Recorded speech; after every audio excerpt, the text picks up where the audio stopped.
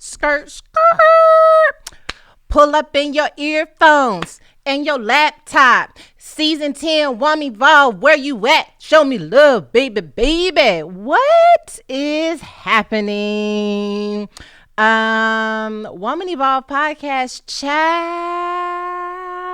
Listen, it's your girl SJR, and what's up? It's episode 10. This is technically supposed to be the finale of the podcast, but we're going to see what happens.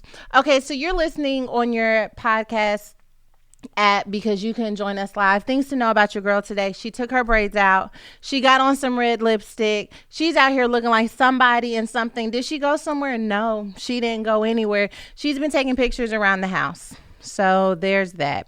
You know, sometimes you got to do what you got to do. And what I got to do today is make it happen for the store. So I took pictures around the house because those are my options.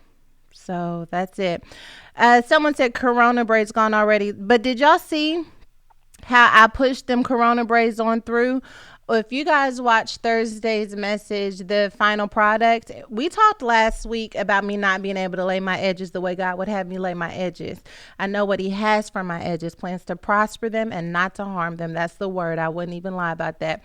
And so someone told me about how to lay my edges. Y'all all came together and helped me. And if you watch Thursday's message, you will see that I pushed on through the way that God would have me to do.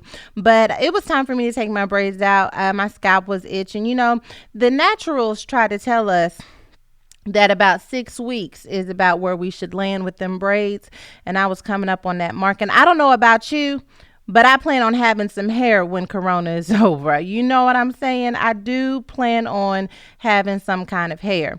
So listen, I am trying to post this on my other Facebook page so that the whole delegation can be in the building. What's up? What y'all doing? What? Oh, that's me. Oh, hold on. Oh, she's so unprofessional. Gosh. Okay, listen. How about that? So Child said, look, them edges look like they had a fresh relax. No, we ain't relaxing, but we did put some Eco Styler gel on there. Okay, so what's up? Where y'all at? For those of you who are listening for the first time, this is not me being joined by myself. No, sir. I got all kinds of friends joining me from all over the world. I see Charlotte, North Carolina is in the building. We're live on Facebook and YouTube. I'm going to let y'all get me together real quick because I need to understand what I'm doing. Kenya says, okay, Corona will not take my edges. I won't have it. Elisa says, this is how I be looking on my lives. You be this, come on now. I've been raggedy all season long. I don't think I've looked nice one podcast episode, but that's all right. Because this week I came through. Sherelle Stanley says, I got a couple people of need to be on the rescue eve. Tell me. Cache said, so I need to take my braids out and stop redoing these edges. I still want hair post-quarantine. Honey, I don't know, but I have fought for these little bit of edges I have, and I can't just let them go. Let's get into it, guys. Podcast, episode 10. I do the podcast in 10 episode segments because, you know, trying to be here on time and make sure that I'm sitting down at 2:00 and that I have this set up is generally a struggle for me to do every single Tuesday. I had a team that was helping me do everything, but obviously, like most of you all, we have been impacted by COVID-19. So me and my homegirl, we get together and we set this thing on up, but it's a lot of work to try and get this done. But also, we ain't got nothing else to do. So I don't even know what we finna do. So do I end the podcast for episode 10 or do I introduce something different on the podcast? Like maybe instead of me sitting up here showing y'all all of the reasons that I need to be rescued, maybe I do an interview series where I interview women who have inspiring stories where we can learn from them. What are you guys thinking? Tell me. Taria says, due to coronavirus, we just can't let this be the finale today. No, ma'am. Sarah McKinney says, sound like I be getting my vocals ready to sing Boys and Men at this end of the podcast. Yes, get your vocals ready. Angie says, how about a corona bonus episode? Let's see, what do you guys think? Dee Dee says, I like that idea. She likes the idea of us interviewing some women. Kivana says, yes, introduce something different. Tina says, I love the interview concept. Candace says, nope, you can't stop. Let's see. Seems like we like the interview segment. All right. All right. Corona out here blessing us. All right. Okay. So we're going to do a special edition of the Woman Evolve podcast, but we're going to do it interview style. Okay. I'm going to find different women. You guys DM me, tag people. We're going to do a post, right? I just made this up, so my team's going to love it, okay? But let's do a post and see who the delegation wants us to interview. I'm going to do whatever I can to get these people on the show, and that's what we'll do is tell me what questions you want us to ask them. So when I get people solidified, I'll ask what questions the delegation wants to know from them, and we'll do a whole podcast segment about women who have evolved and what it cost them to evolve and tips for us to evolve in our own lives. How about that? Cynthia says, look at you trying to grow in this season. She trying to do something. Lita Morton says, don't end the podcast. Introduce something different. I'm a Soldier says, First Lady Mama Jakes. They want me to get my mama on the podcast. Mrs. Kev on stage. She's good. Somebody says Heidi Furtick. Her name's Holly, but I can look up Heidi. I think you're talking about Holly Furtick, but I could look up Heidi too. Heidi Furtick, who? Let's talk about it. Andrea Whitehead says, your mom. Ask her how we can stay and walk in straight. Okay. Somebody says do a live Zoom with Bishop for some baked home goods. All right. Somebody said record interviews on Zoom. Of course, they said Cora. Y'all know Cora is not allowed. Cachet Tipri says, do these people have to have large platforms? I don't want to just do large platforms. I think one of the things that makes Woman Evolve so special is that like we want to connect with people who we can identify with. And I think sometimes when we exclusively do people with large platforms that we end up alienating people. So let's throw everybody at it. Okay. We'll mix it all up. Somebody said Lovey. I would love to do a podcast with Lovey. All right. Bark, bark. Y'all know that's how chicken heads start. They say, all right. I want y'all to know that my daughter, who's never heard the Chicken Head song, only heard my rendition, walks around the house singing Chicken Head. And I don't know about that. I will interview Cora. Somebody says, why not Cora? I love Cora. She's my homegirl. I love Kiera. She's my homegirl. Okay, I'm going to get us a list. Okay, so all of you guys who are, somebody said get Beyonce. Does anybody ever randomly get on Beyonce's Instagram and just wonder how she's doing during coronavirus? You ain't posting no pictures. We ain't seen our nieces and our nephew. How you doing, sis? What you eating? Are you getting fine or are you getting thick during corona? That's what I want to know. Are y'all getting fine or are y'all getting thick during corona? I'm not judging either way. I'm trying to be somewhere in the middle. I put on them clothes today so for the store, we bought a bunch of inventory for the store before coronavirus. So literally I'm shooting around the house in clothes that we had already bought. But when I went to try them clothes on, I had to bind the devil. I don't know this is why I feel something on this. When y'all put them clothes on, bind the devil before you put the clothes on, because he's going to try and come for you when you put these clothes on, and you need to bind the devil when you put them on. You need to say, first of all, Satan, I rebuke you. Okay, I'm not going to look like no can of biscuits. One of y'all should have told me. I put on my Spanx. Y'all, the Spanx that come up right underneath where your bra is, that gap between where your bra is and the Spanx is always look like a can of biscuits. And I was preaching a message, and I had can of biscuits all happening all while I was preaching, but the word went forth anyway. Sharon says, I lost 70 pounds. Her name is either Sharon or Sharon. Let me know. Lenore says, no more slim thick over here. Thick like a snicker. Ain't nothing wrong with being thick like a snicker. Ain't nothing wrong with that. Shakina says, my taste buds are blessed and so are the pounds that I'm gaining, and that's fine. Jamila says, I'm still looking good. Satan not going to ruin me. I'm not saying first of all, you can look fine thick. First of all, us thick folks want us to be in the number. You can be fine thick. But I'm just saying, have we crossed over from slim thick into thick thick? Have we gone from slim thick to thick and then from thick to thick thick? Where you at on the scale? Ain't no judgment here. Or did you go from thick thick to slim thick and then from slim thick to thick? Which way are you working? Asking for a friend. Sydney says, getting corona fit. You better. Divine Ray says, my summer body still in effect. Come on, y'all. Tracy says, I need to lose 27. That's all right.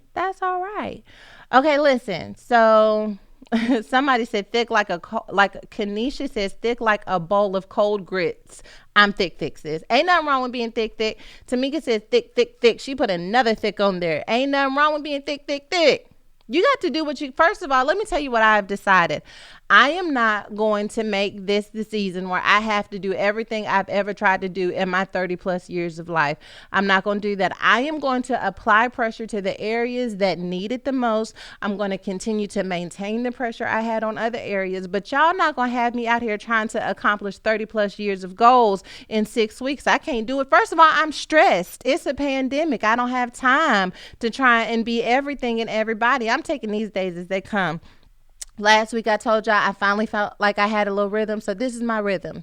I don't know what your rhythm is, but this is my rhythm. I work from Monday to Thursday. That means between answering emails, taking meetings, studying for my messages, recording our messages so that they can be presented live. So that's Monday through Thursday. And then Saturday through Sunday, I mind my business. My personal business. I've cooked every single night, child, every single night. I'm just making up stuff to cook at this point. Lamb shoulder was the only thing that was left at the store. As soon as it's in, I'm going to go down there. I'm going to open it up and stick some garlic in there, some rosemary around that thing. I'm going to warm up last night or Easter's macaroni and cheese and some vegetables, and that's going to be it. How about that? Sherelle Stanley says, where's your toilet paper flex? I'm still looking for it. Oh, I have a recipe for y'all. I made these carrot cake muffins, and let me tell you how God moved. They taste like sin, not gonna lie, but they were really delicious. I'm gonna post this in the comments so that I can bless the folks of God, and y'all can try these things on out because I think you're gonna enjoy them. I added coconut and walnuts to mine because I'm trying to be fancy, but you got to get it to how you live. I really think that using Mexican vanilla instead of regular vanilla could take it to another level, but let's start with where we are. So so I just posted, if you're listening on the podcast and you guys weren't able to join us live, go to Woman Evolve and check out the link that I just put in there for the carrot cake muffins, because y'all probably looking for something to cook just like I am. Taraya says, sis, I'm cooking like never before. Corona gonna make me into a real cook. Okay. Alexa says, OMG, my mom wanted to make muffins today. I got you handled. Okay. Dania says, thick. And when I realized it on that scale, I was on YouTube and didn't realize how many free cardio video and workout routines. No, it ain't no reason for us to be thick unless we've decided to live there. Because it's all kinds of, you don't need no gym equipment. You can do it at home exercises. But exercising sometimes is stress for me. And I have to exercise from a place of wholeness and not being stressed, because it feels like anxiety. Okay. Okay. Dorothy says, we bind the spirit of those carrot cake muffins. Speak for yourself. Amy says, I'm still hanging with HelloFresh. HelloFresh, I told y'all, is the business. It's just 18,000 people in my house and cooking every single night. I would have to have, buku HelloFresh. Buku. Who remembers the word buku? Buku. Come on, 90s babies. Buku. All right, listen. Okay. Podcast. I be forgetting what I'm doing on this show. All right, Rescue Eve. Y'all know what time it is. Rescue Eve is when we come together and we look at what's happening in the world. And when everyone else is judging and everyone else is calling folks out, we say, you know what? We as the delegation want to show a little bit of grace. And yes, we could judge, but we have decided to take another path and take another route. And that's where we get Rescue Eve from. I want to know if we should rescue the California Governor Newsom. Governor Newsom is being sued by churches who are claiming that social distance orders violate the First Amendment right. These churches have come together and they want to keep the doors of their church open during the coronavirus outbreak. And so they have sued Governor Gavin Newsom and other officials on Monday, arguing that social distancing orders violate the First Amendment right to freedom of religion and assembly. The suit, filed in federal court for the Central District of California, also named State Attorney General Xavier Becerra and other officials of San Bernardino and Riverside counties. So yeah, they seek to block Newsom's stay-at-home order. What y'all think about this? This has been like a big topic in different, I guess maybe in my world, because as a minister, I've seen it come up so many times where people are like, you know, the church should never be closed regardless of what happens, or, you know, everybody needs to follow the order so that we can all get healthy and feel better soon. Fitness says save the governor. Fitness Toya rather says save the governor, especially since the bishop just died for this very thing. Do you all think though that there is something to, if the pastor says he wants to have church and the members say they want to have church and they understand the risk of it and decide that they want to have church anyway, that we should just let them mind? Should we be in mind your business ministries, or should we say no, everyone has a responsibility to make sure that they're staying at home so that we can keep as many people alive and healthy as possible? How about that? Diana Mabolia says, the Bible asks us to respect the authorities, right? Opal says, my church is open. We have services 5 days a week. Save him. Susan Taylor says, I just read today where a pastor died from COVID-19. He still chose to have service. I don't agree with the churches staying open. Shanice says, don't trade faith for foolishness. Alicia says, give him a private jet, sis. We got to use wisdom, y'all. So should we rescue the governor? Anointed Eris says, goodbye, Newsom. California and New York are getting hit the hardest, both states that don't honor God. Hey, wait a minute. I'm in California talking about California don't honor God. If I'm here, God, somebody is going to be honored here where I am. That's not right. How you going to say they don't honor God? No more than these other states. Some of these other states is in the same boat, but where I am is where the God is going to be of my heart and my life. How about that? Jeanette says, everyone has a responsibility to stay at home and respect the order. Letitia says, it's putting too many people in danger. Shabray says, obey the laws of the land. They think we should rescue him. Desiree says, be responsible. No, stay at home. Still minding my business, though. Joyce says, rescue the governor. Dorothy says, you can be a Christian from home. They're not banning Christianity, just public gatherings. I totally agree about us being able to, have church wherever we are. I think, honestly, if I'm honest, when we had Good Friday communion, I was really emotional because I've never in all of my life not been in church on Easter. I've missed Sundays before, but I've never not been in church for Easter. And that was really, really hard on me. So I can understand, when I'm a church baby, I grew up in church. And so the idea of not having church was already really challenging. Not having church I won't say not having church, but not having church in the way that we're used to was really challenging. But I think when we're talking about the Bible and churches in the Bible, the churches in Corinth, the churches in Romans, the churches that we are reading most of our New Testament scriptures from were churches that were taking places in people's homes. They weren't necessarily what we call church. And so I do think it's been an incredible opportunity for us to bring our faith literally into our homes and our spaces, but it is hard. And so I can understand. And this is the other thing I feel about Christians.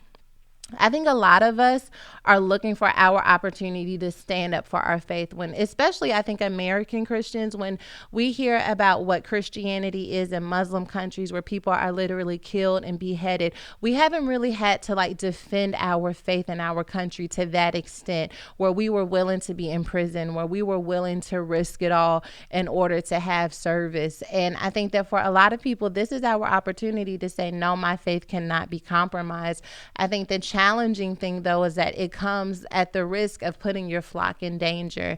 But if the flock is willing, if the pastor is willing, I think that that's something that they have to work out within themselves. I feel like we had a responsibility to try and keep as many people safe as possible. If this ban would have been specifically about churches and movie theaters were still open and Disneyland was still open and people were still having an award show and the strip clubs were still open, I think that would be significantly different, because that's when I feel like our rights of religion are being encroached upon. But when everything is shut down, when literally they're saying not even the almighty dollar that runs this country will keep us from keeping citizens safe, I just feel like it's a different responsibility. Ryan Skies, the people are in quarantine, not God. He will meet you where you are. Dijon Forward says, my name is David and I am watching you, and my mother and I am scared of COVID-19. A lot of people are. Erica Williams says, we're all shut down. Latanya says, great point. Let's see. Rashida says, no save. It's bedside Baptist for me. This virus is hitting too close to home. I know someone who just passed away due to COVID-19. I've seen so many people who have lost someone close to me. My good friend lost her mother, and the trauma of losing someone is already enough, but to not be able to be there with that person as they transition into that next realm is even more challenging. And I don't wish that on anybody, to have to say goodbye to your loved one via FaceTime. Like, that's just, I don't want anyone to be in that situation, and anything I can do to make sure that I am staying healthy and keeping people around me healthy, that's definitely what I want to do. Hope Mercy says, I'm not afraid at all. I literally trust God so much that nothing scares me. I'm not afraid of COVID-19, but I'm not gonna like I'm not afraid of the devil, but I'm not about to go to a house of the devil worship and be around them while they lifting up the name of the devil. You know what I mean? So like, I'm not afraid of COVID-19, but I'm not gonna put anyone at risk, and I'm not gonna like tempt God's protection and grace when he has given me power to do things. Like, I think that we need to, when our power and our ability runs out, I believe that's when God's power and ability should kick in. I don't think that us having God as an excuse for us to not play our part and to show up in the ways that we know we can show up. Now, there are some instances where we literally can't break it. There's an addiction. There's a toxic relationship where we literally don't have the strength to break it. There's lust, whatever. We don't have the ability to break it the way that we should, and then God gets to kick in. But I try to do everything that is within my power. I don't even think that that's actually, I'm about to look something up. I'm pretty sure. Yeah. So it's not a scripture, right? And so I don't know how much weight we want to put on it, but this notion of God helps people who helps themselves, I think is, ultimately where I like to live. As Perry says, wisdom, what PT says, we don't need faith for situation where wisdom is the solution for real. Kenesha says, don't tempt God's grace and covering. Dole Sir Maria says, now that you've mentioned about being a church baby, that's why I've been all of my feelings when it comes to church. I think they should understand to stay at home and not break the rules of the government. And okay, so it sounds like maybe we're going to rescue the governor. How about that? Shaquaya says, we ain't scared, but we respect COVID. LOL. You can get sprayed with Lysol on site. On site, you can get this bleach. How about that? Anointed Air says, I prayed to see miracles like witnessing people cast out infirmity. Yeah. I mean, and I think the other thing is, like, just because we aren't seeing that doesn't mean that it's not happening. I really try to challenge myself on that. People are certainly in situations like this often ask, like, where's God in the midst of this? Where's God in the middle of this natural disaster, in the middle of this disease, in the middle of this illness? And I think just because we feel like we don't see God doesn't mean that God's not working. I personally feel like even in the midst of this extremely challenging time that we are in as a world, that I have seen God in the midst of it. And I'm one of those people who believe if God is in the midst of it, then he's in all of it. It's not like God is working over here in my household but not working in general. I believe that he's working all things together. That doesn't mean that there won't be trauma. That doesn't mean that there won't be disappointment. But if I see God working in any area of my life, then I trust he's working in every area of my life. But that's me. That's me. Adele says, rescue him. Those churches must not be able to stream online. That's the other thing, y'all, for real. Like, a lot of churches were not prepared for this. Like, we do a lot of online ministry. We have our YouTube. Listen, I'm doing this podcast on Facebook, but a lot of churches were not prepared to literally overnight switch their whole congregation to online only. Like, to have the proper, infrastructure, the proper technology, the proper websites built out. And that can be really scary. And man, what do you do when you're forced into change, where you literally don't have any choice but to change? You got to catch up or get lost, And I think one of the things, my husband is trying to reach out to pastors, even like his home church where he grew up, that isn't necessarily very tech savvy, to try and help them out in any way. So that's it. I don't know. Naomi says, God is really working. He's in all of it. As you said, I posted this on my WhatsApp status this evening. Tragedy doesn't replace God's presence. I totally agree. Carol Davis says, but I am not rescuing where wisdom is needed. We got to learn to adapt.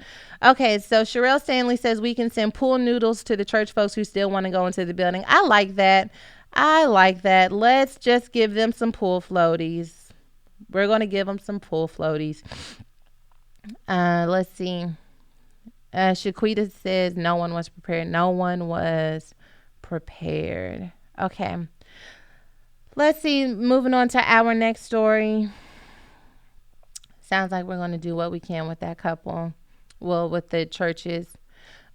Y'all, we need to rescue people who snore. Guys, do you snore? First of all, have people talked to you about your snoring? Is it loud? Let me read you this story. This story hit close to home. Not even going to lie to you. It says a British police department posted a reminder on Twitter not to call the emergency number to report a neighbor for snoring. First of all, if you are my neighbor and I'm not talking about we sleep in the same room. If you are my neighbor and I hear you snoring, I'm definitely finna call somebody. Somebody is going to get this phone call. The Essex Police Communications Officer tweeted that a call came in Sunday to the department's 999 emergency number reporting that the caller could hear someone snoring loudly.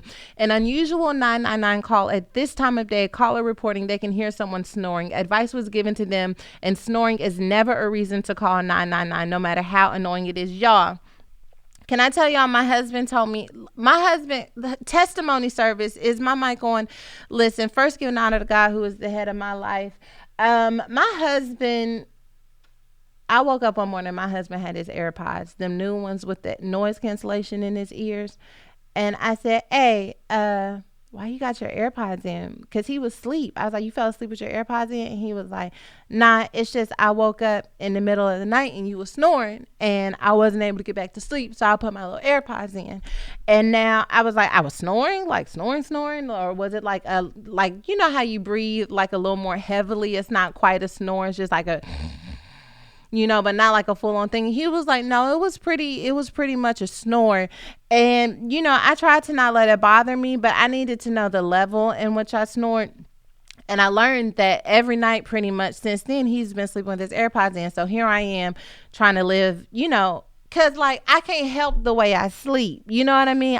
There's nothing I can do about that. If I could stop snoring, I would, but I can't help the way I sleep. I don't even know what to do. I wish he would nudge me and roll me over or something, but I don't know what to do. So I went and got me some little breathe right strips, right? Them breathe right strips don't do nothing but help you breathe right more snoring. It ain't breathing right to help me not snore. I don't know what to do. I done got these little things that you put in Amazon. You put them in your nostrils. They're supposed to open up your nose thing so you can not snore. My husband's gonna call 999 on me and tell them that I'm snoring too loud, and so I wanted to submit this to the delegation to say, can we rescue people who snore? I can't help the way I sleep. Kamoy says I snore, but it's a little cute snore. But you know what that little cute snore is gonna turn into? Loud. You know what I mean? I'm just going to drag you down here with the rest of us because you're not going to hit me with your cute snore when I'm talking about my grown man plumber snore. That ain't right. Tasha Society says, LOL, my boyfriend always making fun of me. LOL. I don't ever write. I just listen, but I had to write in. I am not that loud. LOL. He like, you are really loud. I don't believe it. Can I tell you that I don't believe I snore loud? A part of me wants to ask him to record it so that I can hear it. But if I find out that I snore really, really loud, I'm probably going to need therapy. But let me tell you, I don't believe it. I believe in my spirit that I have a cute little light snore, that he rolls over and he hears me lightly breathing and he's like, man, I love her so much. Not that he grabs his AirPods. I think he's being dramatic with these AirPods in. I don't believe it's because I snore this loud. Joyce Donker says, I do the same to people who snore badly. I'll pull them AirPods in my ears and play some music or preaching. Dulcimere says, I only snore when I am not feeling too good. That's what I said. I used to say that I only snore when I'm like really tired. I don't snore at all. But my guy is trying to tell me I snore like it's something I do every single night. Brooklyn says we can rescue those of us that tried to do something. We're not rescuing people who put in AirPods because other people snore. We're rescuing people who snore. You AirPod people found the solution. Y'all rescued. We the ones out here snoring all loud. What do you do? What do you do? Justice James says, not rescuing my husband. Snoring is simply unacceptable. And there's a part of me that really knows that snoring is unacceptable. But I can't help the way I sleep. What are we going to do about this? Can we rescue people who snore? If you put us all together, we'll be fine. Michelle Meyer says, we went to have a sleep apnea test for me, and my honey ended up with a CPAP machine. Ha what the enemy meant for evil, God says, you're the one who needs this CPAP. Debbie J says, it's okay, SJR. That happened to me too. I literally had to record myself while I sleep so I can hear what they hear. It's true. I'm loud. Rescue me. That's what, you know what I'm going to do? I'm going to record myself. Because if I ask him to record me, I don't want him to know that I snore that loud. I'm going to record myself so that I can just gauge on my own how loud it is. Katrina Shaw says, rescue them and send them straight to sleep study, folks. Can someone help us? Sarah Williams says, my brother snores and I would put something in his nose so he'd wake up. That's traumatizing. Don't do that. That's traumatizing. Nicole says, listen, we are tired in this season, homeschooling kids, working from home, full-time cook, maid, and trying to stay slim, thick, snore on, says. Nicole, I didn't know you was preaching tonight, but you just said a word. Bruh, I'm tired, okay? When I get in this bed and I slap this bonnet on my head, I'm tired. I'm grown man, working, truck driver, been up all night on the road, tired when I get in this bed. And if I snore a little, then maybe I should just let him have them AirPods in. Unique says, we can rescue them. However, if I hear my neighbor, I'm calling 999. Can I tell y'all something though? Like, there's one thing for the person you sleep with to snore loudly, but if you are my neighbor and you're snoring so loudly I can hear you, we do have a problem. We do have a problem. You know what? Talk to Favor says, can Skillshare teach us how to stop snoring? Let me tell you, Skillshare is actually... Skillshare, I know you're listening because you love the delegation and you have taught so many of us how to do the thing. Can y'all help us? Can y'all do a class for us to stop snoring so that we could just live our lives in peace and believe that we sleep like little angels, like on the movies and in music videos, where the real pretty girls who don't tie their hair up be sleep on the pillow and they just... you know, just that light sleeping beauty. That's what we want in this season. Skillshare, for those of you who don't know what Skillshare is, by the way, Skillshare is an online learning community with thousands of amazing classes covering dozens of creative and entrepreneurial skills. I wasn't going to do this ad right now, but since this mission, Skillshare, here we are. Drawing, writing, and journaling classes can be a great way to help manage stress, practice mindfulness, and feel connected to one another. So Skillshare is this online learning community. There's thousands of amazing classes that cover literally dozens of different endeavors. And I like the drawing, writing, and journaling class because I like to journal. Journaling is one of my favorite things to do. And obviously, so many of you know that I enjoy writing. And this can be a great way in this season, in this time, to help manage stress and practice mindfulness. But if you're like some people who don't necessarily enjoy journaling, you've never done it, you need prompts, you need help, Skillshare is there. There are so many ways Skillshare's membership is valuable at this moment. It builds a strong community. You guys are isolated. You're quarantined just like we are. And you want to be surrounded by like-minded individuals. Maybe something has happened during this quarantine isolation season and you're thinking to yourself, you know what? I really wish that coming out of this, I was connected with like-minded individuals. You can start that today with Skillshare. They have a strong community of people who are creatives, who provide encouragement, communication, and inspiration. So you can join the millions of students already learning on Skillshare today with a special offer. Just for my listeners, you can get 2 free months. That's right. Skillshare is offering Woman Evolve listeners 2 months of unlimited access to thousands of classes for free. To sign up, you can go to Skillshare.com/evolve. Again, that is Skillshare.com/evolve to start your 2 free months now. Skillshare.com/evolve, guys. You want to check that out. Let me tell you something. Skillshare is the bomb. Since my girl slid that in there about snoring, I decided to take advantage of it. Jana Lewis says, every time you mention Skillshare now, I think of the podcast where you transitioned to their ad while talking about the lady that watered the fake plant for 2 years. If you guys have not heard that podcast, it was really something special. I was doing the podcast with Dr. Anita and Cora. It's this season. You guys should check it out. I was trying to slide in my ads because I like to, slide in my ads to make them fit with what we're talking about in the moment. And they kept cutting me off and I just had to let them out. I just had to let them have it. Mimi Bankley says, yes, rescue. We can't help it. I didn't believe it until I was recorded. So I guess we out here snoring. We're rescuing people who snore. Okay. Final answer. Kanisha says, is snoring a deal breaker? Kanisha, here's the thing about snoring. You could start off not snoring and end up snoring. It can't be a deal breaker. I can't help the way I sleep. Now we just got to find a way to work around it. I'm going to put the little things in my nose. You can get the AirPods. Y'all can send me to a sleep there. Deal breaker how? First of all, ain't no deal breakers around here. You just going to have to love me the way that I am. I don't know what to do. Candace said that podcast was lit. Kiara said that podcast gave me life. I'm telling you, it's hilarious.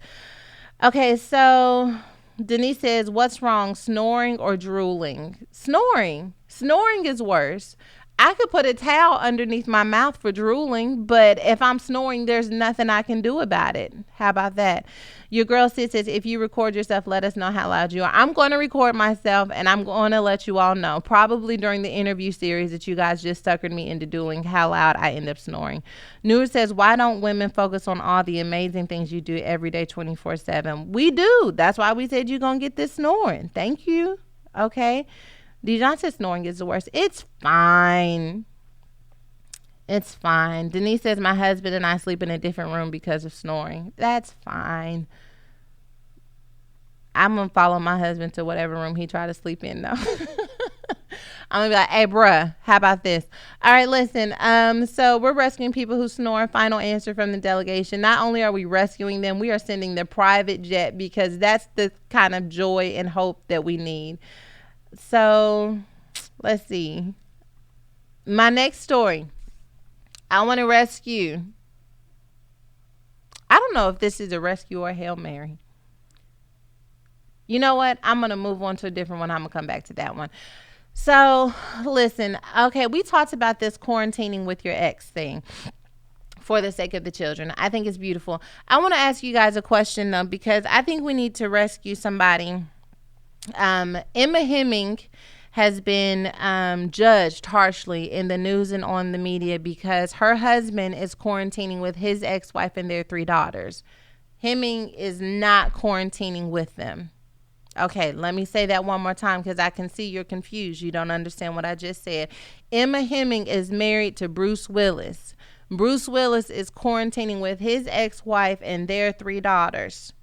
Not with his wife. We've talked about quarantining for the sake of the family, and that's beautiful. Everybody coming together, putting any potential differences to the side.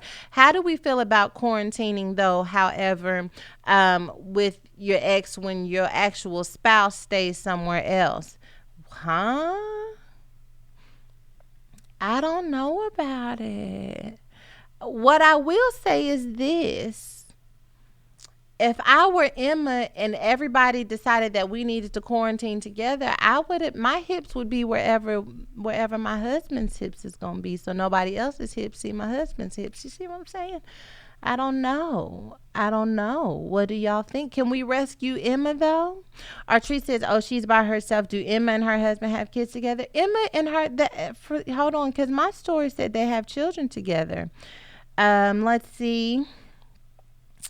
I have to read the whole story and maybe they don't. But what do you all think about this? Is this all right? Are we okay with it? I mean, is it Mind Your Business Ministries? Is this where we gonna live? Yeah, no, they have 2 daughters. That's all right. This is a level of maturity that the delegation will never have. I can tell you right now, as I look at these comments, the delegation will never, ever have this level of maturity. I don't know if it's my fault as their leader that I need to do something to help them a little bit more.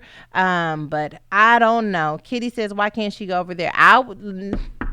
Hello, I'm here. I brought Postmates at the door, postmating your wife right to your doorsteps. How you doing? Where you been? Brought your oatmeal and your Tylenol because I know your head must be hurting without me. When I say there is no possible way, there is no possible way. I'm not saying we can't all quarantine together, but together we gonna be. Ain't gonna be no quarantining without me quarantining. You can't even quarantine properly without me.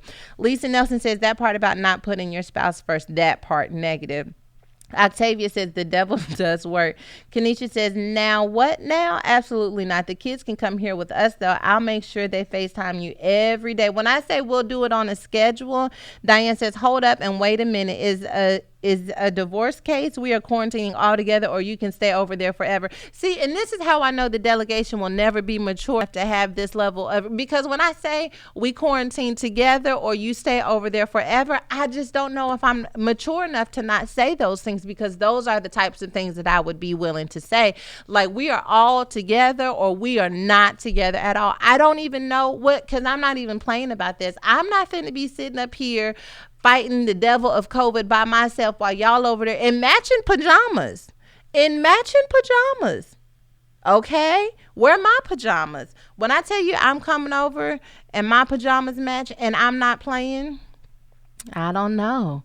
Kasha says, get this video call every day at 2ish except Tuesday. Tanya says the kids are grown, first of all. Then they got adults, some big old adult children. They gonna be fine. Amir says, and that's just that on that. Stay where you at, bruh. Let me tell you, the delegation is not. I know Woman Evolve. Y'all not gonna ever be this mature. Kenya says that's a whole word. Three Musketeers ministry. When I tell you, we might as well link arms. La Rosa says they are millionaires. I know they have a big enough house. We all together. When I tell you, it don't even matter. We could all live in a 1-bedroom apartment. If you going over there or they come, it ain't gonna be no set. And you know what? Let me tell you something. As an ex-wife, I think I would say that's not a good idea. Be the kind of woman that sends another woman's husband home. Be the kind of woman that says, not over here. I don't even want that energy. I don't even want that drama over here at my house. If your wife is not coming, you can't come. I don't even want that energy up in my household, up in my atmosphere. Nah, bruh. Be the kind of woman that sends another woman's husband home. How about that? Nisha says, rescue and mind your business. Can we? Okay, so listen. Are we going to rescue Emma? Candy says, we need the rescue. It's not Emma. It's us. It is us. It is us. Jaquita says, everyone has a breaking point. This is past that for me. Sorry, grown children, Zoom calls it is. Lisa says, I mean, it's like an excuse to try me. Thou shalt not. You're asking me to go back to who I used to be. You're asking me to be crazy. Have you ever had somebody ask you to go back to being crazy? God has delivered me from crazy. I'm saved. I'm sanctified. I go to therapy. I control my emotions. I eat vegan at least 3 days out of the year. I have a balanced lifestyle, and you trying to take me back to crazy. I'm not going to let you take me back to crazy. Come home, or crazy is coming. If you don't come home, crazy is coming home. But somebody coming home, and it's either going to be you or it's going to be crazy. And crazy don't know how to act. Crazy don't mind going to jail. And the jails is full anyway. They ain't even going to keep me that long. So crazy, you see how crazy talk? You see how crazy just get to thinking of things, and crazy just be out here? That's what crazy is going to do if you don't come home. How about that? Lenore says, thou shalt catch these hands. Nisha says, LOL, y'all and y'all's feelings. We in our big time feelings. Carlos says, Bruce would be sent to the hospital, not for COVID, but for a head injury. And if I was Emma, I would probably be headed to jail needing to be rescued for sure. Kenya says, rescue Emma. And if she decides, Adrian says, you're asking me to take my earrings and get some Vaseline. That's what you're asking me to do. You're asking me to go back to who I used to be. I don't know. With y'all's matching pajamas. And let me tell you, sis is actually okay with it. So maybe we not rescuing Emma. Because sis commented, they posted their picture and they little matching pajamas. And sis commented on something like, what'd she say? She's commented, she left a sweet comment writing alongside green heart emojis at its finest. Family bonding at its finest. Love and miss you guys. And then she's another one says, looking good, squad. Bet you don't. I bet you don't even. Maybe, you know what? Sometimes you got to make up stories to put your heart at ease. Never mind. I'm not going to do that. It's episode 10. I've been Eve at least 10 of these episodes. I'm going to just not be Eve today. But let me tell you something. Maybe something is because, Karina says they need to have an open, honest, vulnerable conversation. #redeemed response. There you go. Okay, hold on. Because Eve took over this rescue and I need to, Mary, I need to find that part of me that can carry divinity. And I need to find, you know what? The level of trust that Emma has is inspiring. Um, Eve, have you ever had Mary and Eve talking at your same time? Because Mary is talking about she trusts him, and because she trusts him, she can give him this ability. But Eve is saying it ain't even about trust; it's about respect. Okay, I don't know who we finna be today. Honestly, we're quarantined, and both of them they just jump up in my mind throughout the day. But Mary is saying she, trusts and she respects them, and she trusts what they have can withstand the time apart and the quarantining, and that's why she can show up and commend the family time because of trust. Now, but Eve, like I said, Eve is like talking about respect, and I'm confused. I don't know what to do. Perhaps Janice says we are Eve right now. Artrice says if Cora were here, she would say rescue so we can drop her off at the house. You ain't lying. I thank you for speaking on behalf of Cora. How about that? Kenya says, how do we know Emma isn't quarantining with someone else? It seems very well with her. So she's, first of all, okay, so I like what Cora said.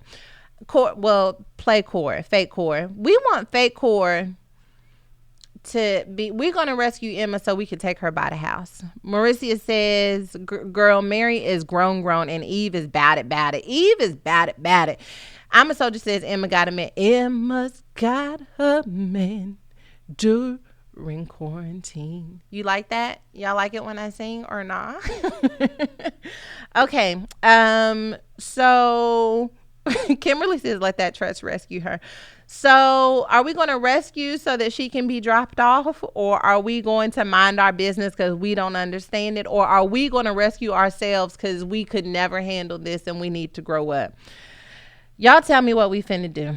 Shaquaya says, don't make me go back to my old ways. I've been delivered. I have been delivered. Olivia Olive says we can't rescue her. Maybe she's at her parents, so they can't. So can they come too? Yes, they can come too. So somebody said she happy, let her stay. Okay, fake core. All right, sounds like we going with fake core. We rescuing so we can drop her off. Ashley says, come on with the Toni Braxton sound. Y'all forgot I have them vocals. How did y'all forget that I am a vocalist and a rapper and a poet? You didn't even know it. Anthony says, I'm going to rescue myself. Okay, we're going to rescue ourselves. Forget it. Mind your business, ministries. We're going to rescue ourselves and move on, because this is asking too much of us and we don't understand. Okay. So, yes.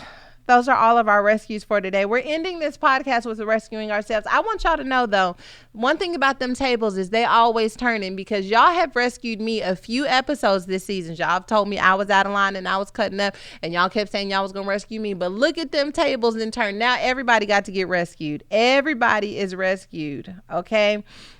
So moving on to Hail Mary. Hail Mary is when we take a minute and just, you know what? We say, listen. We see what you're doing out here, and it's making the world a better place, and we sure appreciate you. Maybe it's not totally making the world a better place, but it's adding joy to the world. There are all types of level of Hail Mary, and I want to give a Hail Mary to a Michigan couple whose wedding plans were thrown into chaos by the coronavirus pandemic, and they wanted the pews to be full during their ceremony, but obviously, they aren't allowed to have gatherings. They had 160 people were supposed to be attending their wedding, but the lockdown left them with an empty guest list. So for the sake of their pictures and photographs, what they decided to do instead was have cardboard cutouts for the wedding. And if you guys have not seen this picture, it is blessed and highly favored.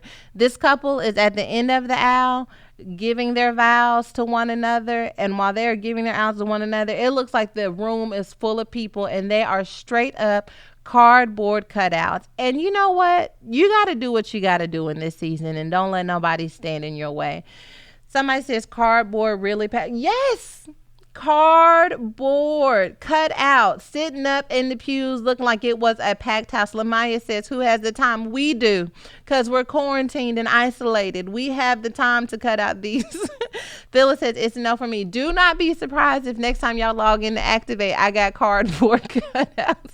And I'm going to just tag y'all's faces on it. So y'all change y'all's Facebook profile pictures to, and your YouTube pictures and your Instagrams to the ones y'all want me to see. Because I'm so tired of preaching. Let me tell you, I love preaching God's word, but it is so hard preaching in an empty room that I saw these cardboard cutouts and I said to myself, this ain't a bad idea. I'm about to start cutting y'all's faces on this stuff. Let me tell you, did they try and shut Woman Evolve Conference down? I'm going to take your pictures and cut them onto that cardboard on them seats and y'all going to be sitting at that conference.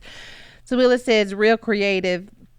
I support. Jules says, extreme much potentially, but who are we to judge? Christy Griggs says, got a live studio audience. Cache says, let me get a front row seat. Y'all tell me where y'all want to sit. Y'all tell me where y'all want to sit and we're going to have this together. Chantel says, I probably would have just postponed the wedding. I would have done the same thing, but you got to admit, it's pretty clever. I thought it was funny. Desiree says, no, ma'am, go to the courthouse and have a wedding later. Kenyari says, Hail Mary, they needed holy witnesses. I thought it was pretty funny and it at least added some joy. There's so many clever things that I've been seeing during this quarantine coronavirus season that I thought that was one worth sharing. Amir says, I like when you preach to the camera. Says, I be feeling like you talking to me. That someone else told me that they said that they don't know if they really enjoy this preaching into the camera thing, because now there's no way that they can be like, oh, she talking to somebody else. No, I'm looking right at you.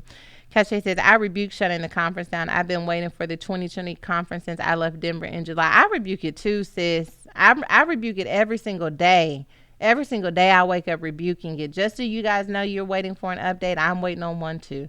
I'm watching things as they progress. I'm hoping that the ban will be lifted so that we can all be together soon. And that's where I'm resting my hope right now. If something changes, y'all will be the first to know. But right now I'm resting my hope on God. Do it. Do it, Jesus. Do it, Jesus. Okay, so that was one Hail Mary. Oh, the second one. Y'all, did y'all watch the Clark sisters on Lifetime? The legendary Clark sisters became Lifetime's highest rated movie since 2016 with 2.7 million viewers, said Deadline. The Clark sisters, the First Ladies of Gospels, aired this past weekend on the Lifetime Movie Network, detailing the iconic story of the group's rise to fame. For those of y'all who don't know the Clark sisters, they are legendary gospel singers that really created harmonizing. Well, their mom, Maddie Moss Clark, really defined what it means to harmonize in a way that changed girl groups and women's groups forever. But they also have this like phenomenal story about how they all came together. Let me tell you something. I am in Los Angeles. My family is in Texas, and so they got to watch it before I did. One thing I want to say to you guys is, like, they were sending me all of the spoiler alerts before I could see it air on my coast. But when I tell you I stayed up to watch every second of it in spite of the spoiler alerts, and it was phenomenal. One, I think there's something about seeing, you know, a culture that you can connect to. I'm not Kojic, but I am a church girl. So like seeing a culture that I so intimately connect with displayed on television and some of the nuances of what it was like for them to rise to the level that they did and what they had to face within themselves as a group, what they had to face as a church community, and even just growing and evolving from one stage of life to another was really, really good. Naomi says, I didn't see it yet, but I will, waiting on my Fire Stick. I don't know about that. Is that illegalities? I don't know about that. Devonna says, I watched it on Cora's Instagram stories. Let me tell you about Cora in her Instagram stories. You're going to get the full picture. If you follow Cora on Instagram and she's live tweeting any show or any event and you weren't able to attend, just go on Cora's Instagram story because she's going to show you every single second of it. Goldie says, I would love to see it. It was so good. Chloe says, Brittany says, yes. Positivity says, yes, I watched it about 4 times. LOL. It was amazing. Hail Mary to the production team and actors. Tashana says, I don't care what them don't know God folks do. Sister Dr. Maddie, bless my soul. And the actress, I think her name is Anjane, who played Sister Maddie Moss Clark, was Amazing. Zakia says it gave an insight to a perfectionist mom who sees much potential in her daughter's church kids' problems. Bianca Johnson says, I did not watch it, but I will be following Cora on Instagram. Cora is going to put every second of everything on her Instagram story. Jana says, let me tell you, watching TV with Core had me cracking up the way she hollered 7 when Niecy showed up at the funeral with her kids. Y'all have got to see it. Dear says, when Cora sung with them, she took me to church. Cora know how to do a little singing now. I didn't get that. Well, I mean, I did. I got my Toni Braxton thing. Shabray says, if you wearing pants, you probably smoking reefer too. That's a line from one of the movies. When I tell you guys, it was really good. You got to check it out. That was Lifetime, and I'm sure there are probably a few different ways to watch it. I think Hulu was one of them as well. But yeah, you guys got to check it out. It's really good.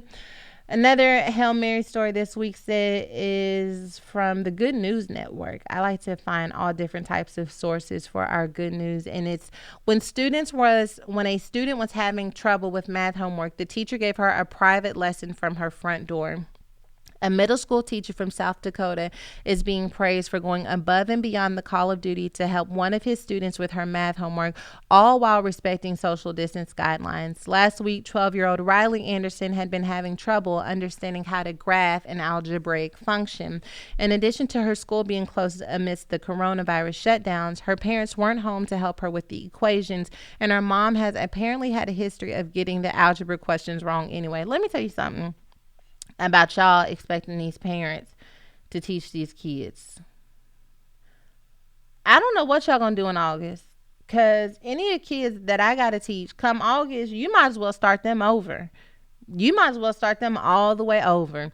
I know some of you guys are out here beasting it. You've got the lesson plan. You have literally become a teacher. And I think that that's beautiful. I'm saying I wouldn't put all of my money on the education that my children are receiving at my house, because I don't know. I served my time. I barely slid through some of these algebra classes, some of these chemistry classes. I don't really know what to tell you. And then to be sitting up helping a child with homework so they can turn around and tell you that's not how we do it in class. Sis, you're not in class. Let me tell you about me saying sis. My 4-year-old daughter Ella now says sis all the time, because I say sis to her when she asks me to do something. I'm like, sis, girl, no. Okay. My husband asked her to do something that she said, sis, no. Ella called my husband sis. I need help. She needs help. Can y'all rescue us? But let me tell y'all, come August, September, whenever y'all want to start these schools, y'all might as well just, you know how y'all say them first few weeks are for review before you learn the new material? Wouldn't count on it. Them first few weeks gonna be new material, new everything. Okay. Adrian Kelly says, with my son, I was lost by 4th grade with math. My daughter is in the 5th grade. I don't even know what to tell you. First of all, why are you doing algebra already in the 5th grade? I didn't do algebra till 9th grade. What are they doing in the school system? Kendra says they don't even do math the same way we did. And then the kids have the nerve to tell you, if you're telling me this is not how we do it at school, then you don't really need my help anyway. Do it yourself. This homeschooling is drawing a line in the sand with these family relationships. Stop asking me to help you if you already know how to do it. You're going to do it the way I know how to do it, or you ain't going to do it at all, or you're going to go on the internet. And I don't know what to tell you. Charisma says they be giving us way too much homework and expect us to understand it all. Nisha says, I'm rescuing Ella and you. I told y'all I need rescuing. Anastasia Williams says, I have a senior in statistics and I'm lost. A senior in statistics? There's nothing I can do to help you. And let me tell you something. It is a testament to the world that we live in that I can't help you with statistics, and yes, I'm still out here with a roof over your head. That means that the statistics show that even if you don't have statistics, you can still feed somebody, because I don't know any statistics and yet you have food in your belly. I wouldn't worry about it. And then in Los Angeles, they passed this thing with the county where they're not going to give anyone an F. Yeah, I reckon not, because if you're going to pass out grades, I'm gonna tell you right now, mine is failing. Nia says statistics is made by the devil. College statistics is the reason why I dropped out of college in general. I wanted to be an accountant. There was this one class, a statistics class, that I had to take in order to get into the business school of my university. And that class was so hard. I took it 2 times. I failed it 2 times. And do you know the year that I the year that I dropped out of college, that very next year, they ended up having a prerequisite for that statistics class because so many people failed it. If I would have been the activist that I am now, I would have marched right up to the dean's office and said, no, sir, Try again. But instead, I dropped out of college and started waitressing at a strip club because I have extremes. Whatever. Karina says, had to take it twice. Had to take it twice. Carolyn says, my son is in statistics in the 6th grade. I didn't have it until freshman year of college. That's when I had it. Latoya says, I love the office you made for the podcast. I'm doing what I can. I put a little flower up here for y'all. Nicole Ferguson said, no Fs and the grades are not going towards their GPA. So what is going to happen in August? This is what I'm thinking about with this corona stuff. It's just like, what is going to happen in August? So we're not going to grade them. They're not going to get any Fs. And yet August is coming. Are they going to go to the next grade? They're not going to. I can only speak for kids that I would be teaching. They're not going to be ready. Not nobody I got to teach. Nuru says they make it so complicated. Basically, it's 0 to 10, just moving on different levels, 10, 20, 30. Is you talking about statistics? Does that sound like counting? Crystal Porter says, I am learning as I teach my children. Child, I am praying every day I can keep a sane mind. You have to. I'm learning and then teaching it to them. Akila says, the new math is low down and dirty. Octavia says, thank you guys. I feel so much better that I failed that class. Listen, SRJ, where did you study theology? I went to a ministry school that my father has as a part of the Potter's House of Dallas. So I went back for that. It's a 2-year program. I made it though. Win Briscoe says, took 3 statistics 3 times, never passed with above a C. Yeah, then at core. Oh, my sister's on course says Tuga will be ready, but Amari might probably need a reset. Tuga, because Tuga's what? Going into the 1st grade? Tuga's going to be ready. Heck, Ella going to be ready. But Kenzie? I don't even know what to tell you. Amari's going into what, the 7th grade? My niece Amari's supposed to be going into the 7th grade. I don't even know what to tell you. So how did this start? Oh, a Hail Mary to that math teacher. So we thank you, math teachers, who are going above and beyond, because you already know that we are at home struggling. Last person I want to give a Hail Mary to is the FedEx driver who knew a customer's daughter was immunocompromised and did the kindest deed when delivering her package. He sanitized the box. So this couple has like a little Ring camera outside of their door, and there's this sign before you ring the doorbell that says, where's the full story? It says, we have a sign on our door for packages as our 11-year-old daughter is a type 1 diabetic. Our Federal Express guy, delivery guy, wrote this on our box. I sanitized your box once. I've seen the note on your door. And you can tell that he used sanitizer wipes on the box. It's amazing. So the sign says someone in the house has, my whole little thing, my internet's. Someone in this house has an autoimmune disorder. And so he wiped the box down, and they literally have him on camera dropping the pack, seeing the sign, wiping it down. And I thought that was so dope. That's what I mean by, like, I know it's a tough season and we see all types of things that can be scary and challenging, but to also see kids, I'm sorry, I'm still thinking about homeschooling kids, and I see these comments going, but to also see people who are going the extra mile to make sure that love and kindness stays in the world in spite of the fear is really inspiring. So yes, hail Joseph to that FedEx driver. Cora Jakes Coleman says, I saw that, so great. Jules says, oh, bless him. Naomi says, you're an awesome speaker. Oh, thank you. She said, I listen to you every morning. Lanisha says, math done changed 30 times in minimum wage. Not very many. True. So that is Hail Mary. I know it's hard because so many people are tired of hearing about the coronavirus, but it's also like not many other things that I can find stories on right now. But I definitely wanted to share things that are putting more kindness in the world, like that math teacher, like the FedEx driver. And I think holding on to those things when you start to feel scary and you start to feel like the world is headed towards this dark place, to remember that there are people who are shining their light, and I know that it's challenging. That's not an excuse to not deal with your own emotions and your feelings, especially during something like this. Like I said, even Friday, when we were doing communion and communion was over, and it just hit me like I'm not going to be able to have the resurrection Sunday that I'm used to having. And I know it's tradition, and in the grand scheme of things, like those things don't matter, like getting dressed up, and I guess, I mean, they matter, but they're not like what that Sunday is all about, when it's ultimately about the resurrection power of Jesus and the hope that we have through him.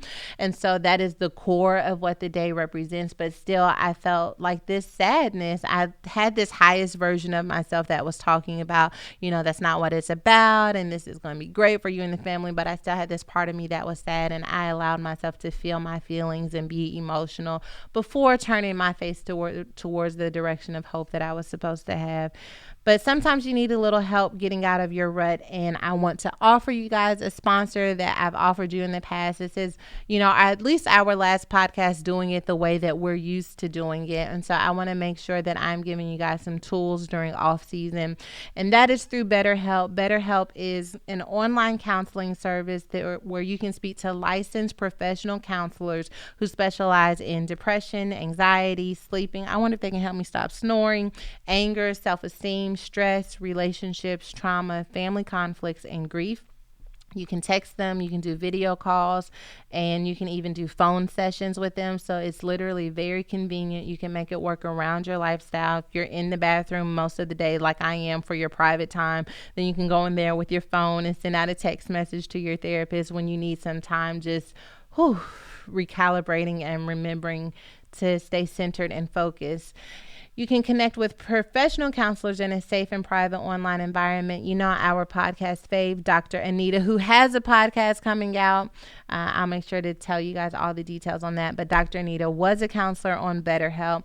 And the best part of all is that it is a truly affordable option for therapy. Okay, so they have financial aid available for those who qualify. So don't let the idea that you can't afford therapy keep you from at least investigating and seeing what you can do. But beyond that, it's pretty affordable, and you can get 10% off because you listen to the Woman Evolve podcast. All you have to use the discount code EVOLVE, so you can get started today. Go to betterhelp.com/evolve, fill out a questionnaire to help them assess your needs, and get matched with a counselor you'll love. That's betterhelp.com/evolve. Anything you share is confidential, so you don't have to worry about, people not minding their business while helping you mind your business. And if there's something that's interfering with your happiness or is preventing you from achieving your goals, it may not just be a rut you're in. You may need a little help coming out of that rut, and BetterHelp is there for you. So hope that you guys get a chance to check that out, because therapy is clutch, and in seasons like this, our emotions can be all over the way. So let's see. Jewel is thinking about that. Never missing a Sunday too. She says but it sure was weird. As a PK, like I said, he'd never missed a Resurrection Sunday, and I'm almost 40 and I'd never missed one. It definitely felt different for sure. It did. So somebody said, I'm a Soldier says we need Mind Your Business t-shirts. Listen, I'm going to make it happen. It needs to happen ASAP pronto. So listen, the other thing that I want to do is make sure that you guys are able to get Dr. Anita's podcast. Dr. Anita has a podcast. The Woman Evolve podcast and brand is extending into having a podcast network, and Dr. Anita is going to be a part of that network. So I want you guys to make sure that you look up her podcast. It's called Into the Light, and it is wherever podcasts are available, or search her name in your podcast box so that you guys can get plugged in. Now it's time for the advice section of our segment of our podcast. And I got some stories here that I want to share with you that I think we need the delegation's input on.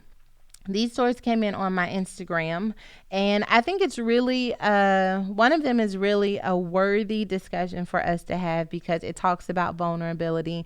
And a lot of times we struggle with being vulnerable and we don't exactly know what it feels like. So I'm going to read the question, and then we are going to see what the delegation says about that. Hey, good sister. I listened to your sermon yesterday, the final product, and I gave myself to the Lord and asked him to get down in those hurt/broken places. And today I feel it's hard to describe. It's more like vulnerable. I don't know. I have this tingly feeling in my chest. Am I doing this right? So I want to tell you, yes, you are doing this right. Vulnerability is when we take our walls down, when we allow ourselves to really, really feel and to face our pain and our brokenness. And for me, I hold that, decision, that openness, that awareness in my body. And it does make you feel really fragile. Part of the reason why we don't like being vulnerable is because we don't like that feeling of being fragile. But if we do not practice vulnerability at minimum with ourselves and in our relationship with God, then we will never fully know ourselves or fully experience God's presence in a way that transforms our lives. It is when God gets down into those feelings that you hold in your body, those emotions that you hold in your body, that you're able to really allow yourself to be open to his presence. So it's really laying yourself out. And what I have found to be so powerful is to worship from that place. So, like we can worship from this place of like, oh, God is so good. And like from this maybe religious even obligation of worship. But God wants that feeling that you get when you say, man, that really hurt me, beyond hurt me. It changed me. And I don't know who I am anymore. And I don't know if I can continue to live the way that I'm living. If you're maybe used to living with your walls up and used to not allowing yourself to feel, I want to challenge you to listen to that message that I preached on Thursday. It's called The Final Product. But vulnerability opens you up. Grief opens you up. And we get to choose whether or not we dive into those emotions to really sort them out and come to a place of peace, or whether we just bury them and pretend like they don't exist. When we end up burying them and pretending like we don't exist, pretending that they don't exist, we end up losing a part of ourselves that we ultimately need to be connected with God and to the world with those pieces of ourselves. So vulnerability is hard. And people tell me all the time, like, oh, you're so good at being vulnerable. And I don't know that I feel like I'm like good at being vulnerable. I just came to this place like after I went through my divorce where I was just like tired of pretending. Like I had to pretend in my adolescence and my teenage years and my young adult years. I had to pretend so much, pretend that I was okay after my teen pregnancy, pretend that I was okay being TD Jake's daughter, even though I'd had these mistakes, pretending that I was okay dropping out of college, pretending that I was okay that I was in this toxic relationship, pretending that I was okay that I didn't know who I am and didn't know what my worth or value was. And I just got so tired of pretending. And I finally allowed myself to say, I'm hurt and I'm angry and I'm upset and I feel like I have no worth and I feel like I have no value. And I had to really sit in that, because as much as I thought that I was doing a good job of pretending, that pain was showing up in my decision making. And when that pain shows up in your decision making, it changes how you show up in the world. And so I want to challenge you guys to face your emotions at any given time, right? Like, so sometimes when you end up living confined and restricted, you can have moments where you could really be experiencing joy and happiness, but because you don't allow yourself to feel, you don't get to feel anything at all, not even those moments where you have peace, where you have joy, where you look at your husband and you're like, man, I'm grateful for you. When you do silly things and you do, beautiful things for your friendships and your other relationships, because you are so present with yourself in the moment that you're in, that you get to express from the core of who you are and not from who life has made you become. So there are so many beautiful things about vulnerability, but you do have to risk feeling that like open, oh gosh, I could be broken, I'm fragile, I feel emotional, I feel sensitive, I want to be loved, I need a hug. Like, we don't want ourselves to be needy, right? But until we are willing to like really open ourselves up to how we feel, we can't even determine who should be in our life and what we really need from moment to moment. Because sometimes you think you need a drink, or you need to sleep with somebody. Because can we have a real conversation? Like, sometimes you think you need X, Y, and Z, but you don't really need that. You just want something to help you maintain the numbness that allows you to go through your life, when what you really need is to be open to feeling the pain and the discomfort and frustration that has been chasing you since life kept shifting and turning into something that you didn't enjoy. And until you turn around and say, I'm not running from life anymore, I'm running into life head first, and I want to know who I am, I want to know what these feelings and emotions are, then you're going to be on the outside looking in of your life. And sis, ain't nobody got time for that. Monica Dorsey says, yeah, you're really authentic and transparent, and it helps me embrace the unknown about my own career and life. I think that you guys help me with that. You guys help me to be authentic because you create an environment. But I do think there's something powerful about like creating your own environment, because what I have learned in creating my own environment and vulnerability is that when people come into my world, they have to live in that environment of truth and vulnerability. Like, I literally don't have friendships and relationships that cannot fit in that authenticity and vulnerability. I don't know how to pretend like it's okay. I don't know how to make it seem like it's cool when it's not.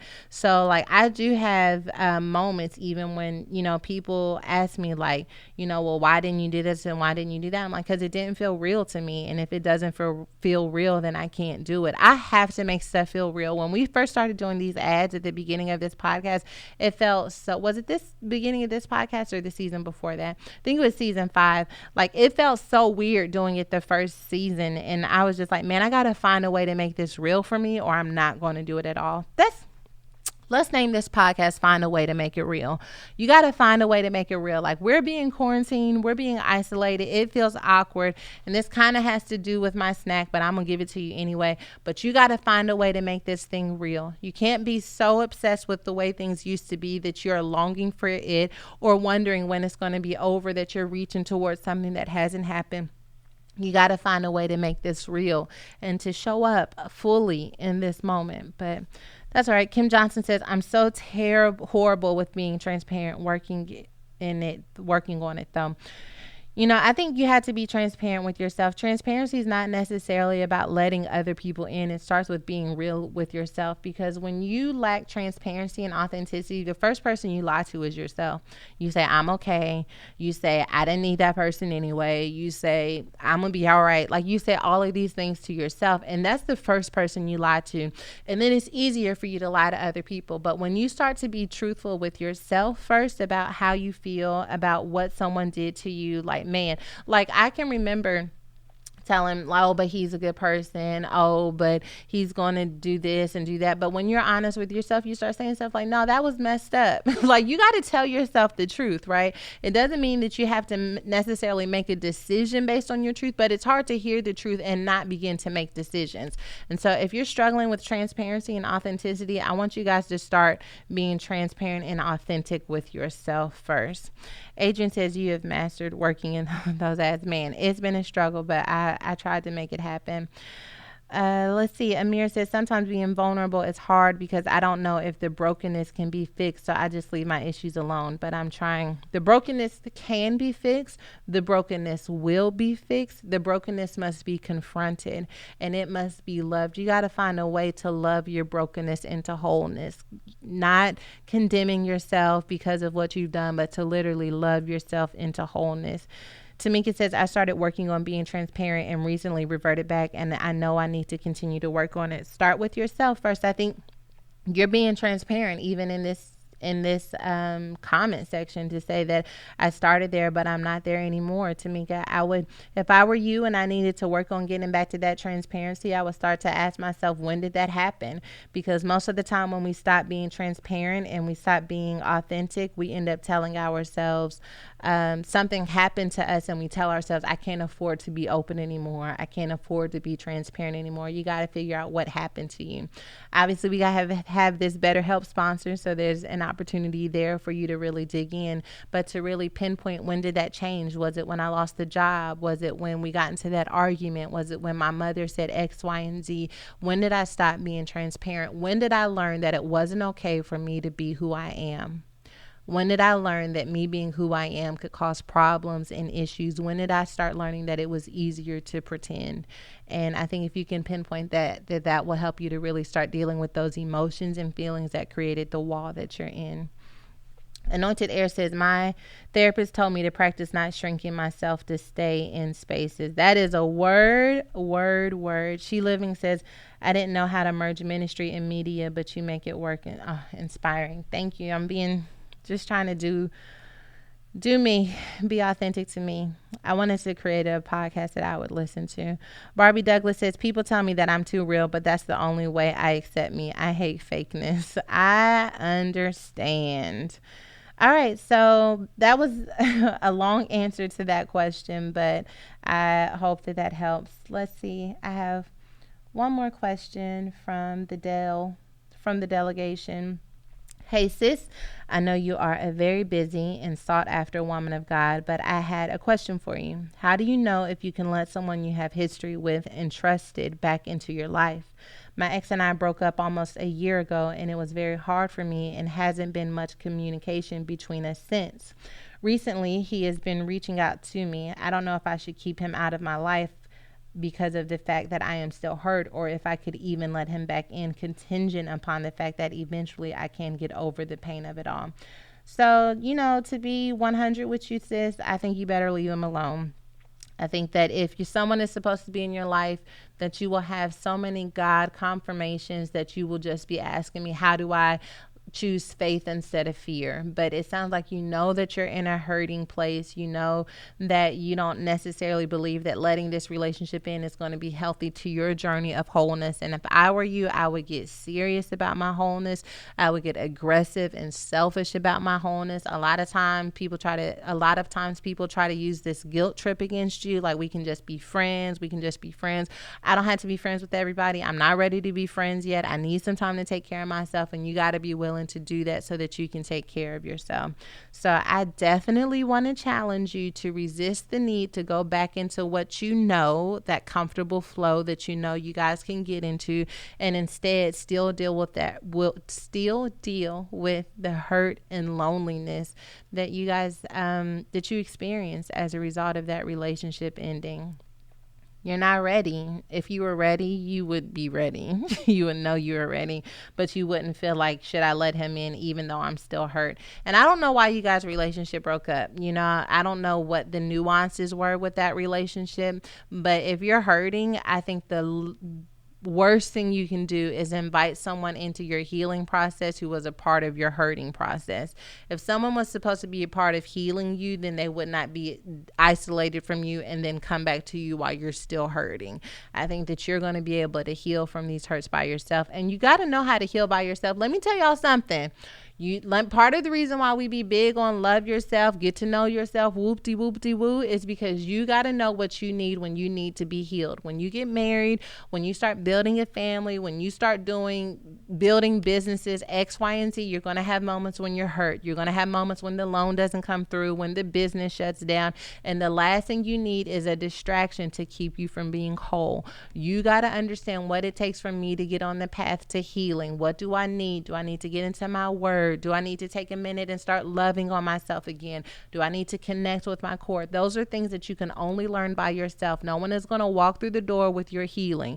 Now, someone can come in and reveal to you an area where you still have more healing to do, but they will be adding another layer to the work that you have already done.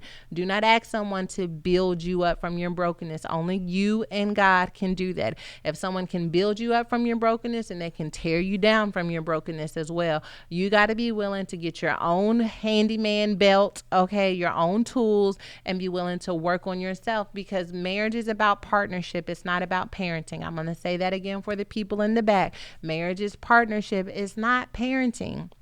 And you got to be able to know what you need in order for your marriage and your relationships and your friendships to be healthy, So I really want to encourage you to not just let him in because you hurting. Denise says, she's thanking for the messages. Emily says, I will love on myself again. I will do my work. Just says a word. Whit Warren says, yes, healing starts with you. Rose Jackson says, don't let what hurt you be a part of your healing. And I want to say, like, I want to make sure that I'm clear about that. You know, what hurt you or whatever happened in your relationship that hurt you was separated from you. You've been almost a year without this person and you're still hurting. And now you're tempted to bring someone back into the equation when you haven't yet figured out the hurt. You haven't yet figured out how to heal and move forward. And I'm telling you to not invite the same person who was a part of that hurt to still be in your hurt. If that person is going to be in your life, they need to be a part of the healed version of who you are. Right now, you're too open to have a relationship with someone who potentially infected you in the first place. And you can't see clearly because you're hurting. When we're hurt, we don't see clearly. We don't make the best decisions. And so until you come to a place where you are healed enough and whole enough to invite that person into your world, I say don't do it. Tonight's Turner says, your words have been encouraging. Thank you. Latifa says, don't invite a bacteria into a cut that's being healed. Him being the bacteria and you healing being the cut. That's a word. Ari says, work on yourself first, sis, and your kids. Focus on yourself. Jennifer says, this is awesome. Sarah Dix Roberts, you give great information. Thank you, guys. Heather says, marriage is a partnership, not parenting. Let me tell you. Ashley Williams says, don't be so eager to run back to the thing that broke you. And Jessica Quay says, thank you so much. All right, guys. You know what I always say when people are going through a breakup? I said this once and I will say it again if you've never heard it. I think the best thing that you can do when you're going through a breakup is to distract yourself with yourself.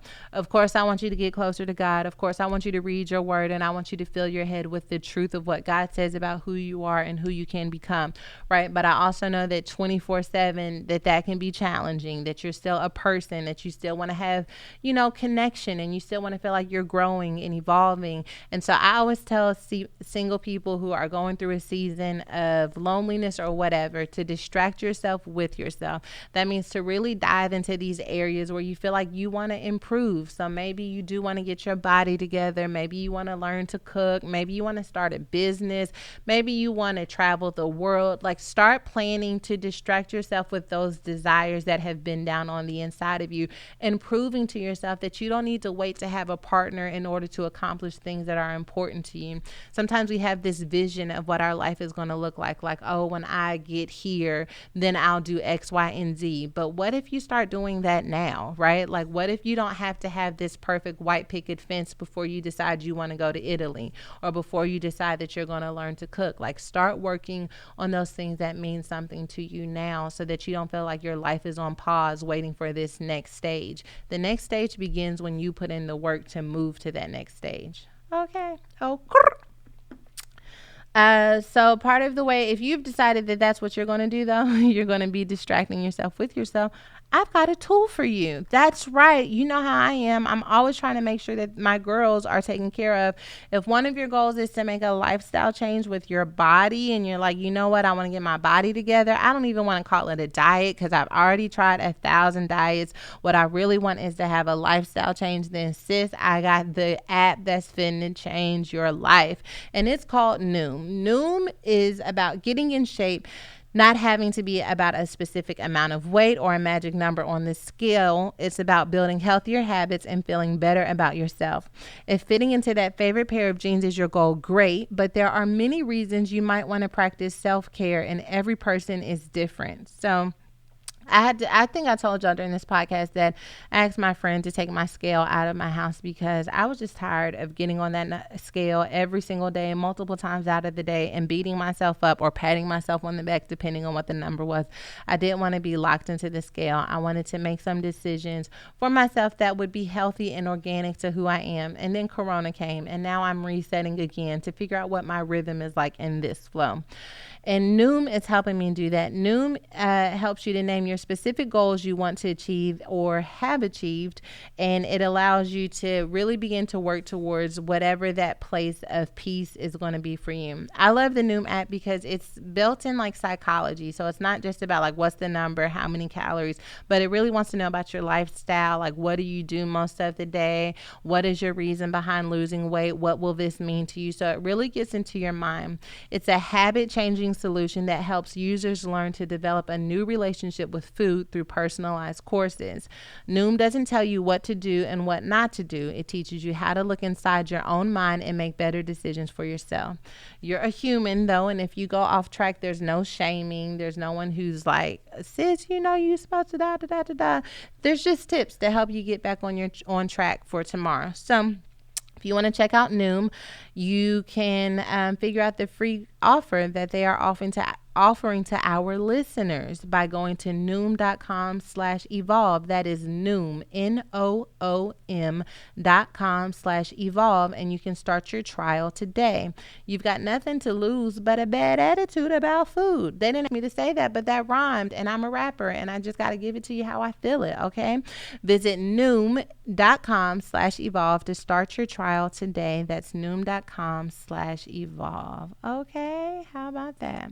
Okay, so it's snack time in the sanctuary, and snack time is when I just share with you guys what God has been saying to me and how I am learning and growing in this season. And it really goes back to what I said during the advice question. So there is this weird, odd in between stage that we're in right now. So we're not exactly out of the woods of this coronavirus pandemic, but we're a little far from the way things used to be, and we're beginning to kind of understand that things haven't changed in some time, that it may be still some time before things get back to what we deem as normal. And I think that sometimes when we're in these in-between stages of life, right, we're waiting for our life to resume. And I really felt like as I was in this season a couple weeks ago, that it really became important to me to not wait for someone else to tell me when my life can resume. My life can resume within the parameters of the reality that I live in right now, but everything doesn't have to be on pause, right? So I think the trauma of what this virus has done to us is going to come to us in waves, right? We're going to have some moments where it's like, man, this world is completely different and what's going to happen. And we're going to have those moments where anxiety builds in. And you know what we got to do? We got to breathe those moments in. We got to let them have their moment, and then we got to breathe them out. If you listen to the thing that I did with Essence, one of the things that I said is to take notes of things that you do every day that you would have been doing regardless of coronavirus, right? I brushed my teeth. I woke up this morning. I got dressed. There are things in your life that coronavirus has not changed, and we got to be thankful for those things, because there are a lot of things that they have changed, that coronavirus has changed. But when we're in this in-between stage, I want you guys to be intentional about really looking within yourselves and deciding, what have I put on pause during this season that doesn't have to be on pause? They may have changed the way I go to the store. They may have changed the way I work. It may have even changed the way that I parent my children, but it has paused some things that are unnecessary. What can we do to look at those things? Did it pause the pursuit of you learning a new skill? Did it pause the pursuit of you looking for a therapist? Did it pause the pursuit of you wanting to work on your marriage, of you wanting to build your business? Because I think that we will be really upset with ourselves if we look back and we allowed coronavirus to infect parts of our lives that it couldn't even actually touch. You know what I mean? Like, coronavirus affects our bodies, right? It affects our ability to move in our world, but it doesn't have to affect our relationship with God. It doesn't have to affect us wanting to learn another language. It doesn't have to affect a lot of other things. And so for me personally, like, I started taking meetings. So like for the first few weeks, you know, everyone's like, oh, let's just get on Zoom. Let's just get on Zoom. And I was kind of like, well, I'm stressed. So I don't want to get on Zoom. So I'm going to put a pause here. I'm going to put a pause there. I'm going to put a pause everywhere. And that's where I'm going to live for a minute. And then I started really thinking to myself, like, okay, well, maybe I can take one meeting. You can ease into it. It doesn't have to be overnight, but you got to take time to really look at, what did I put on pause when all of this happened that I can resume right now? I feel like productivity is really important, that it reminds us that though a lot of things are out of our control, there are some things that can progress, and that will only progress if we roll up our sleeves and do them. And so I'm hoping that you guys can join me in these next few weeks, right? So I'm going to work on the interview podcast next week. Hopefully I'll be able to get one done. But in the meantime, since we won't be connecting the way that we're used to connecting here, I want you to unpause, okay? Take a minute and show up in your life again in a way that excites you, in a way that makes you feel like you're making progress, in a way that's patient and kind. I'm not asking you to become something that you've never been before. I'm just asking you to be willing to start. Okay? Just start.